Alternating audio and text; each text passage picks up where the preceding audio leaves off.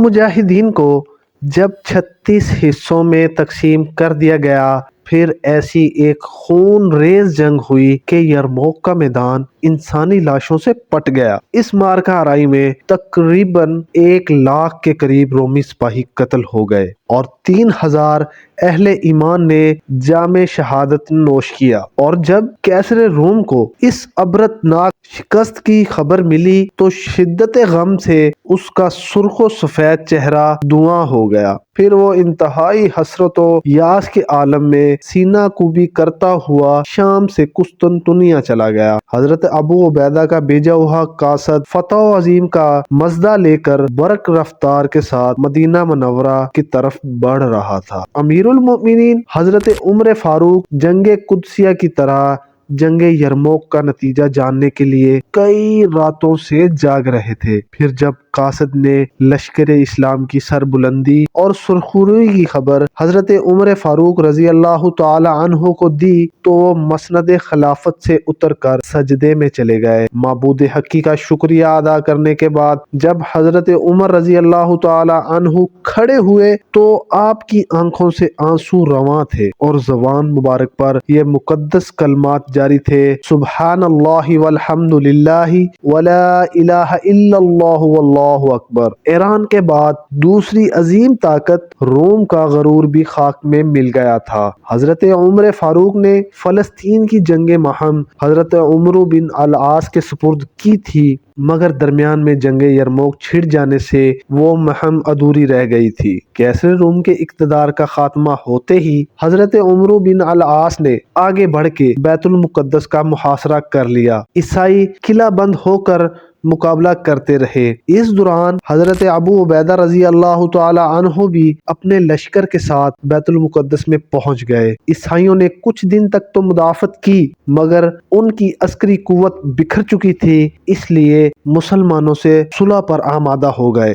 مگر اس کے ساتھ ہی یہ شرط بھی رکھ دی کہ خود امیر المؤمنین حضرت عمر فاروق رضی اللہ تعالی عنہ یہاں آ کر صلح کا معاہدہ تحریر کریں۔ یہ شرط تو بڑی عجیب تھی، مگر حضرت ابو عبیدہ رضی اللہ تعالی عنہ نے فوراً ہی ایک قاصد کو ایک خط دے کر مدینہ منورہ کی طرف روانہ کر دیا۔ خط میں یہ عبارت درج تھی: اگر امیر المؤمنین یہاں تشریف لے آئیں تو بیت المقدس جنگ و جدل اور خون ریزی کے بغیر مسلمانوں کے قبضے میں آ سکتا ہے۔ حضرت عمر فاروق نے حضرت ابو عبیدہ رضی اللہ تعالی عنہ کا خط پڑھا، حضرت عثمان غنی اور حضرت علی سے مشورہ کر کے بلا تاخیر فلسطین کے سفر پر روانہ ہو گئے۔ آسمان کی آنکھ نے ایسا منظر نہ پہلے کبھی دیکھا تھا اور نہ ہی آئندہ کبھی دیکھے گی۔ حضرت عمر فاروق اس حالت میں مدینہ منورہ سے روانہ ہوئے کہ ستو کا ایک تھیلا اور اونٹ اور ایک غلام اور ایک لکڑی کا پیالہ آپ کے سامان سفر تھا۔ نہ چھتر شاہی تھی، نہ فوج کثیر، نہ طبل و علم اور نہ محافظ و نقیب۔ کیس و کسرا کے تاج جس کے قدموں کا غبار بن چکے تھے، یہ اس عظیم فاتح کا سفر تھا۔ کبھی غلام اونٹ کی مہار پکڑ کر چلتا اور حضرت عمر فاروق رضی اللہ تعالی عنہ اونٹ کی پشت پر سوار ہوتے تھے، اور کبھی غلام اونٹ پر سوار ہوتا تھا اور حضرت عمر فاروق رضی اللہ تعالی عنہ اونٹ کی مہار پکڑ کر آگے چلتے۔ یہ 18 ہجری رجب کا ایک مہینہ تھا۔ جابیہ کے مقام پر اسلامی فوج کے چند اعلیٰ افسروں نے حضرت عمر فاروق رضی اللہ تعالی عنہ کا استقبال کیا۔ اس وقت یہ فوجی ایران کی قیمتی ریشمی کپڑوں کے قبائے پہنے ہوئے تھے۔ انہیں دیکھ کر حضرت عمر فاروق رضی اللہ تعالی عنہ انتہائی غضبناک ہو گئے۔ تم لوگوں نے اتنی جلدی اسلام کی سادگی کو چھوڑ دیا، اجمیوں کی عادتیں اختیار کر لیں۔ فوجی افسران نے ریشمی قباؤں کے دامن اٹھا کر دکھائے تو نیچے جنگی ہتھیار موجود تھے۔ حضرت عمر فاروق رضی اللہ تعالی عنہ نے جب یہ دیکھا تو خاموش ہو گئے۔ بیت المقدس کے عیسائی رئیس بھی جابیہ پہنچ گئے۔ پھر اسی مقام پر تاریخ ساز معاہدہ تحریر کیا گیا۔ یہ وہ امان ہے جو اللہ کے غلام امیر المؤمنین عمر رضی اللہ تعالی عنہ نے ایلیا کے لوگوں کو دی۔ یہ امان ان کی جان، مال، گرجا، سلیب، تندرست، بیمار اور ان کے تمام مذہب کے ماننے والوں کے لیے ہے۔ ان کے گرجاؤں میں نہ سکونت اختیار کی جائے گی اور نہ وہ ڈھائے جائیں گے، یہاں تک کہ ان کے احاطے اور چار دیواریاں تک محفوظ رہیں گی۔ نہ ان کی سلیبوں کو نقصان پہنچایا جائے گا اور نہ ان کے مال میں کچھ کمی کی جائے گی۔ مذہب کے بارے میں ان پر کسی قسم کا کوئی بھی جبر نہیں کیا جائے گا۔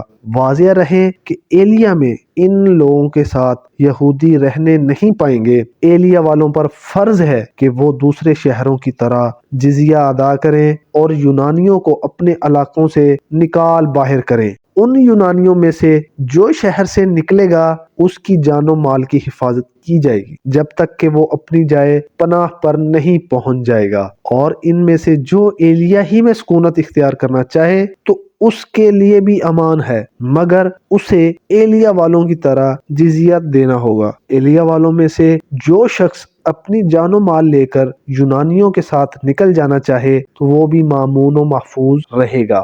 اس تحریر پر اللہ، رسول صلی اللہ علیہ وسلم، خلفائے اور مسلمانوں کا ذمہ ہے، بشرطیہ کہ یہ لوگ مقررہ جزیہ ادا کرتے رہیں۔ اس معاہدے پر خالد بن ولید رضی اللہ تعالی عنہ، عمرو بن عاص، عبد الرحمن بن عوف اور معاویہ بن ابو سفیان گواہ ہیں۔ یہ معاہدہ 18 ہجری میں تحریر کیا گیا۔ ایلیا خلیج عقبہ کے شمالی سرے پر واقع ایک ساحلی شہر ہے۔ اس معاہدے کی تکمیل کے بعد حضرت عمر فاروق رضی اللہ تعالی عنہ بیت المقدس کی جانب روانہ ہوئے۔ حضرت ابو عبیدہ اور دیگر فوجی افسران نے شہر کے باہر نکل کر امیر المومنین کا استقبال کیا۔ اسلام کے عظیم فاتح کا لباس اتنا معمولی اور فسردہ تھا کہ اسے دیکھ کر مسلمان فوجیوں کو شرم محسوس ہونے لگی، اس خیال سے کہ امیر المؤمنین کو اس لباس میں دیکھ کر عیسائی کیا کہیں گے۔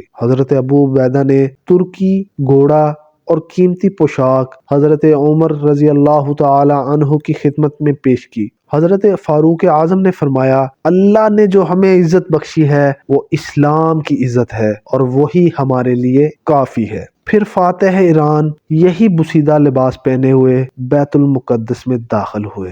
سب سے پہلے مسجد اقصی میں حاضر ہوئے اور چند قرآنی آیات پڑھ کر محراب داؤد کے قریب طویل ترین سجدہ ادا کیا۔ اللہ تعالیٰ نے مسلمانوں سے کیا ہوا وعدہ پورا کر دیا تھا کہ اگر تم مومن ہو تو پھر تم ہی دنیا پر غالب رہو گے۔ صوبہ تکریت اور الجزیرہ شام اور عراق کے درمیان واقع ہے۔ بیت المقدس کی فتح کے بعد شکست خوردہ ایرانی اور رومی انہی دونوں مقامات پر جمع ہوئے اور اپنے عقائد کے اختلاف کے باوجود مسلمانوں کے خلاف متحد ہو کر ہنگامہ آرائی کرنے لگے۔ حضرت عمر فاروق رضی اللہ تعالی عنہ کی ہدایت کے مطابق حضرت سعد بن ابی وقاص نے 5000 سپاہیوں کے ساتھ قلعہ تکریت کا محاصرہ کر لیا۔ پھر ایک خون ریز جنگ کے بعد اسلامی لشکر نے تکریت پر قبضہ کر لیا۔ بہت ہی مختصر تعداد میں ایرانی اور رومی اپنی جانیں بچا کر فرار ہونے میں کامیاب ہو گئے، باقی سب کے سب موت کی خوراک بن گئے۔ اسلامی پرچم مزید بلند ہوا اور قسطنطنیہ میں بیٹھے ہوئے مغرور عیسائی بادشاہ کیسر روم کو ایک اور صدمہ برداشت کرنا پڑا۔ پھر وقت اپنی مقررہ رفتار سے گزرتا رہا اور اسلامی سلطنت سیاسی نشیب و فراز سے دو چار ہوتی رہی، یہاں تک کہ 5 صدیاں گزر گئی۔ یعنی کہ 532 ہجری کی ایک تاریک رات کا واقعہ ہے۔ اس وقت نجم الدین ایوب قلعہ تکریت کا حاکم تھا۔ نجم الدین ایوب کا تعلق کردوں کے معزز ترین قبیلے کوریا سے تھا۔ نجم الدین ایوب آسائش اور عزت و وقار کی زندگی گزار رہا تھا کہ اچانک بدبختی اس کے خاندان پر سایہ فگن ہو گئی۔ تکریت کے حاکم اعلیٰ مجاہد الدین کی طرف سے ایک حکم نامہ جاری ہوا جس میں کہا گیا تھا کہ نجم الدین ایوب اور اس کا چھوٹا بھائی اسد الدین شیر کو اسی وقت تقریر چھوڑ کر بہت دور چلے جانا چاہیے۔ جب نجم الدین ایوب انتہائی شکستگی کے عالم میں سامان سفر باندھ رہا تھا، اسی وقت محل میں ایک نومولود بچے کی چیخ سنائی دینے لگی۔ دنیا میں آنے والا یہ بچہ تقریر کے معزول حاکم نجم الدین ایوب کا فرزند تھا۔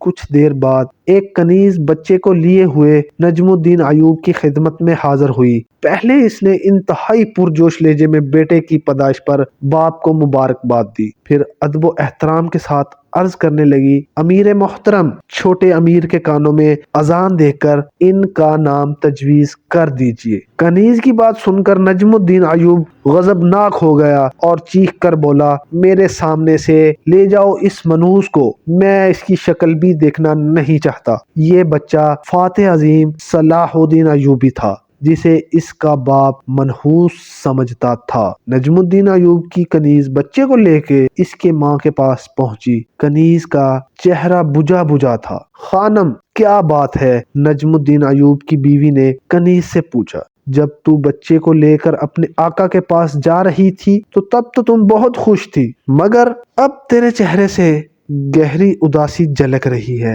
آخر اس کی کیا وجہ ہے؟ کنیز خانم نے بچے کو اپنی ملکہ کے پہلو میں لٹایا اور اداس لہجے میں کہنے لگی، آقا اپنے بیٹے کی پیدائش سے خوش نہیں ہے۔ نجم الدین ایوبی کی بیوی کے چہرے پر حیرت و فکر کے سائے لرزنے لگے۔ آخر میرے بچے میں خرابی ہی کیا ہے؟ وہ خوبصورت ہے، اس کے ہاتھ پاؤں صحیح سلامت ہیں۔ ماں کے لہجے سے ناگواری کا رنگ جھلک رہا تھا۔ کنیز خانم سر جھکائے خاموشی سے کھڑی رہی۔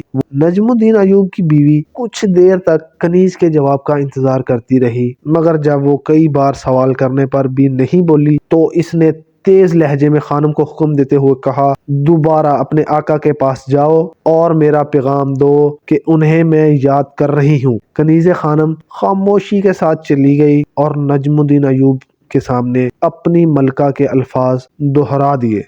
اس وقت نجم الدین ایوب اپنی کرسی پر اداس بیٹھا تھا اور اس کی نظریں سامنے کھلنے والی کھڑکی پر مرکوز تھی۔ خانم کچھ دیر تک کھڑی اپنے آقا کے جواب کا انتظار کرتی رہی، مگر جب نجم الدین ایوب اس کی طرف متوجہ نہ ہوا تو وہ الٹے قدموں واپس چلی گئی۔ نجم الدین ایوب کی بیوی زبیدہ کے لیے شوہر کا یہ طرز عمل اور کنیز کی خاموشی ناقابل فہم تھی۔ کئی بار اس کے جی میں آئی کہ وہ اٹھ کر نجم الدین ایوب کے کمرے تک جائے اور اس سے پوچھے کہ اس بے رخی اور ناخوشی کا کیا سبب ہے، مگر وہ شدید ضعف و توانائی کے باعث اپنے ارادے پر عمل کرنے سے قاصر تھی۔ وہ بہت دیر تک ذہنی خلفشار کا شکار رہی۔ ہزاروں اندیشے اور وسوسے اسے گھیرے ہوئے تھے۔ اس نے کئی بار اپنے نومولود بچے کی طرف دیکھا جس کا رنگ سرخی مائل تھا اور وہ آنکھیں بند کیے ہوئے دنیا و مافیا سے بے خبر سو رہا تھا۔ زبیدہ کی آنکھوں میں آنسو آ گئے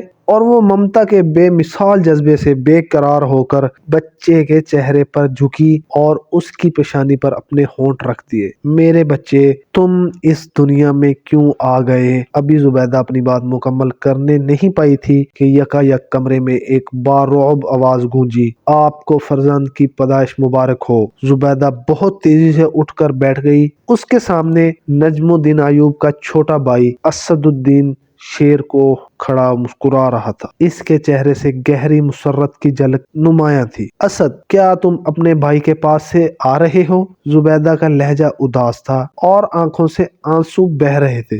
میں خوشی کی یہ خبر سن کر سیدھا آپ کے پاس آ رہا ہوں۔ اسد الدین شیرہ کوہ کے لہجے میں کس قدر حیرت تھی۔ آپ کیوں رو رہی ہیں؟ السلام علیکم، میرا نام ہے محمد حسیب اور آپ دیکھ رہے ہیں ہمارا یوٹیوب چینل۔ صلاح الدین ایوبی سیریز کی ایپیسوڈ نمبر 3 یہیں پر مکمل ہوتی ہے، اور جن بھائیوں نے یہ ایپیسوڈ 1 اور 2 نہیں دیکھی، جنہوں نے ایپیسوڈ 1 نہیں دیکھی وہ رائٹ پر کلک کر کے دیکھ سکتے ہیں، اور جنہوں سے دوسری مس ہو گئی ہے وہ لیفٹ پر کلک کریں تو ہماری ویڈیو آپ کو مل جائے گی۔ انشاءاللہ بہت جلد دوبارہ آپ سے ملاقات ہوگی ایپیسوڈ نمبر 4 کے ساتھ۔ اجازت دیجیے، اللہ حافظ۔